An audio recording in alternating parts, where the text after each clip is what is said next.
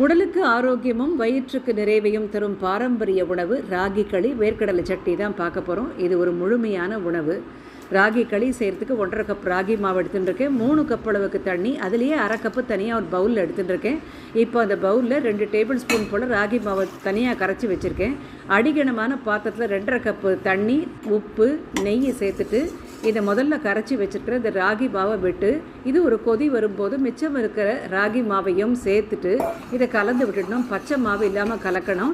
இது எதுக்காகனா கட்டி கட்டாமல் இருக்கிறதுக்காக. இப்போ நல்லா கலந்துட்டு மூடி போட்டு ஒரு 5லேருந்து 7 நிமிஷம் வேக விட்டால் நல்லா வெந்துடும். இப்போ வெந்த மாவை அடுப்பு அணைச்சி மறுபடியும் தட்டை போட்டு ஒரு 10 நிமிஷம் போல் வேக விட்டுட்டாக்க இன்னுமே நல்லா வெந்துடும்.